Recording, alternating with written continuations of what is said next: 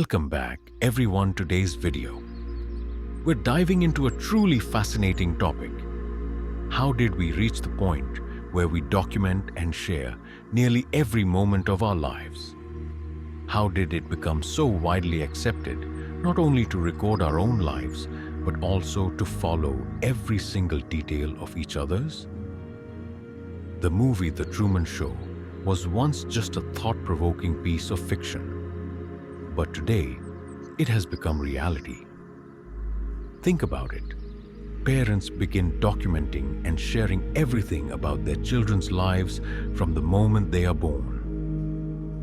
Later on, these children take over the habit and actively continue shaping their own broadcasted reality. Join me as we explore how this phenomenon came to be. How did sharing personal information evolve from an individual choice to a societal norm? How did the internet and social media shape this behavior? And what impact does all of this have on our lives? If you find this topic interesting, don't forget to subscribe and turn on the notification bell so you won't miss the upcoming videos. Step by step, we'll uncover what's behind the scenes of this world together. If you have any thoughts, opinions, or questions, feel free to share them in the comments. I'd love to hear from you. Let's dive in. The evolution of information sharing. From cave paintings to Instagram stories. Have you ever wondered why we share almost everything about ourselves? Why do we feel the need to snap a photo of our breakfast or announce to the world when it starts raining? Well, information sharing isn't just a product of social media. It has been with us since the dawn of humanity.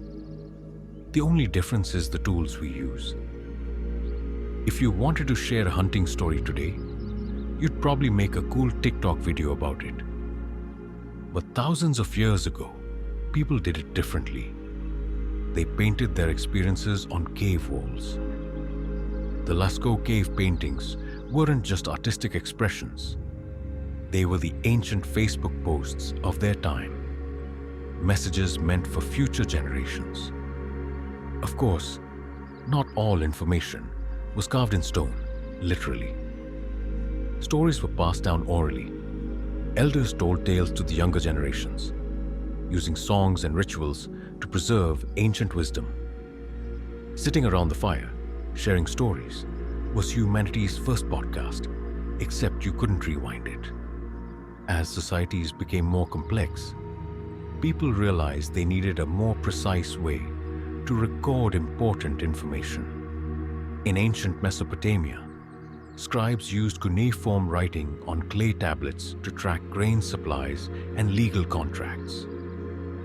Essentially, the first written Google Drive in history. The next major leap came with Gutenberg's printing press. From the 15th century onward, written knowledge was no longer reserved for the wealthy elite. Books and newspapers became accessible to a growing number of people. By the 17th and 18th centuries, printed news was booming. And for the first time, people felt they could stay informed about world events. If you think about it, newspapers back then were the first news feeds. Though you couldn't exactly like or comment on an article, unless you wanted to argue about it in a tavern. By the late 20th century, the internet completely transformed how information flowed. Suddenly, you didn't need to buy a newspaper or visit a library. Information was just a click away. Then, in the early 2000s, the first social media platforms like MySpace and Facebook emerged, taking digital connectivity to a whole new level. Suddenly, people weren't just sharing information with their friends and family. They were broadcasting their lives to a global audience. From storytelling to reality TV, the turning point people have always been curious about what others are doing, whether it's neighbors, celebrities, or complete strangers. Back in ancient times, story time was already a thing. People sat around the fire, eagerly listening to how the chief of the neighboring tribe got himself into an embarrassing situation. And of course, there was always someone who added a little extra spice to the story. Then came the legends, the gossip, and the scandal chronicles written on parchment. But the real breakthrough happened at the end of the 20th century when humanity had a revelation. What if we turned peeping into an official entertainment genre? That's how reality shows were born. And suddenly, the entire world started collectively spying on others' lives from behind their couches. By the late 90s and early 2000s, we entered an era where people realized that watching others eat, sleep, argue, and strategize was way more entertaining than dealing with their own lives. Big Brother and Survivor revolutionized the genre. The concept was simple. Take a few average people, lock them in a house or throw them on a deserted island, and film them from every possible angle. And guess what? Viewers loved it. It didn't even matter if someone just lay on the couch for hours staring at the ceiling. As long as there was a camera, it was suddenly interesting. We discovered that we loved munching on other people's drama. And even when absolutely nothing happens, we still watch just to see how someone eats their breakfast. Reality shows capitalized on a universal human weakness. We're all curious about other people's lives, and we love observing how they behave in different situations. And if we watch them long enough, sooner or later, everyone starts performing because they know we're watching. As reality shows became more popular, the internet was evolving too. And someone came up with the idea of the century. What if we didn't just watch others, but everyone could have their own show? Boom. MySpace, Facebook, YouTube, Instagram, and Snapchat were born. And suddenly, people realized they didn't need to get into a TV show to get attention. All it took was a smartphone and a well-angled shot of an avocado toast.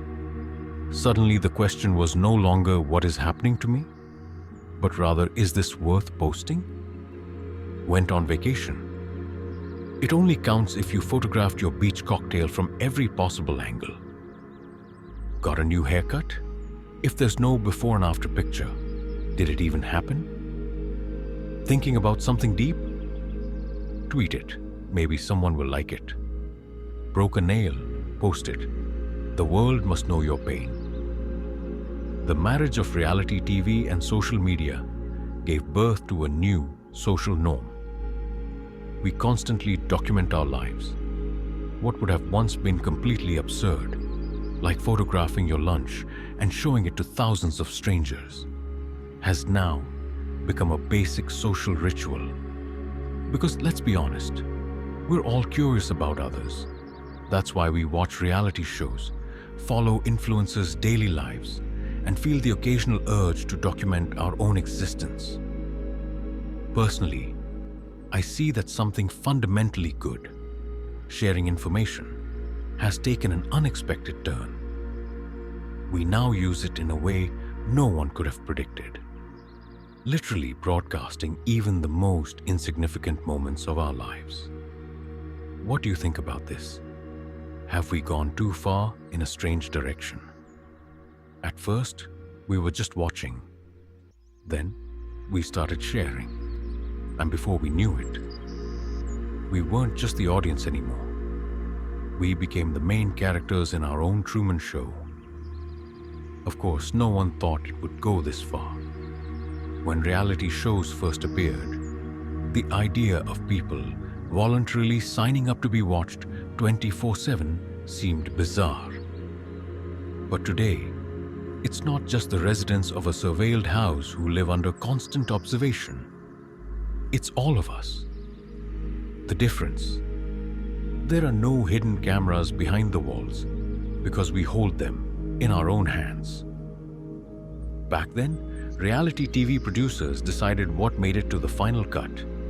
Now we edit and curate our own live show.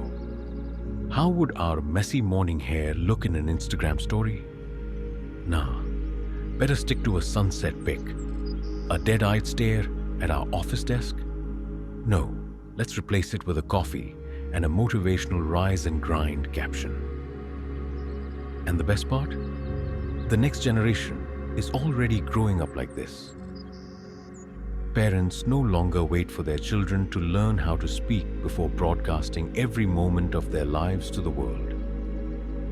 The first smile, the first step, the first babbling words, all uploaded, liked, and shared.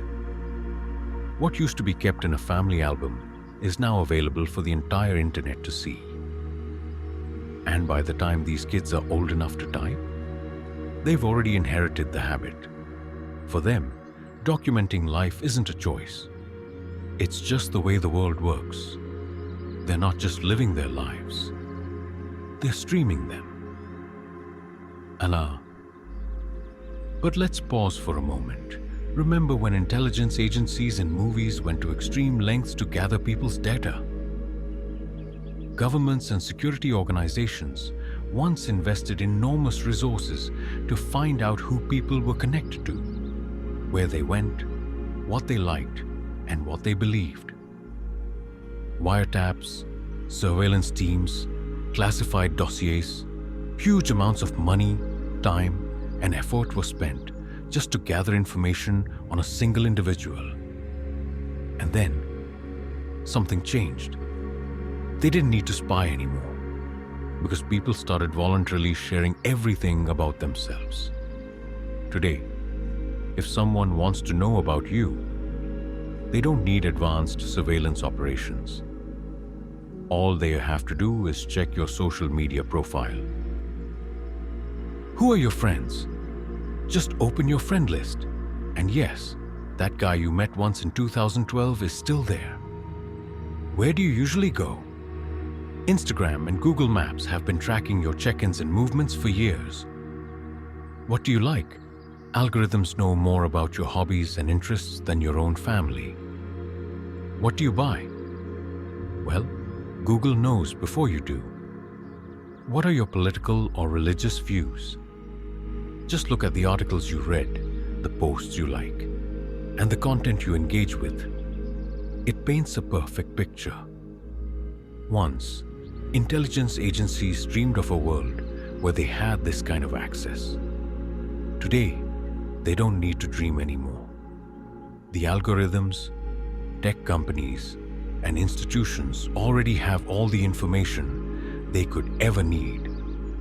And the scariest part, they didn't have to change any laws or conduct secret operations. People handed over their data willingly. One click, one like, one post, and a complete profile of who you are, what you love, who you connect with, and where you go is available for anyone who wants to see it. So the real question is, who is really watching whom?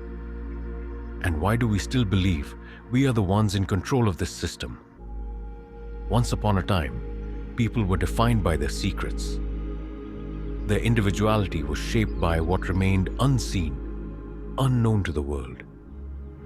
But today, there's almost nothing left to hide. Our primary existence is no longer in the real world. It's in the carefully crafted version of ourselves that we build on social media. And somehow, that digital self feels more real than the life we actually live.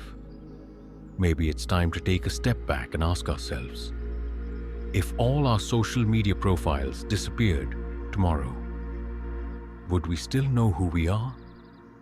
With that thought, I'll wrap up this video. Let me know in the comments, how much pressure do you feel to post about your life? And how much time do you spend following how others post about theirs? And don't forget to subscribe. See you in the next video. Bye.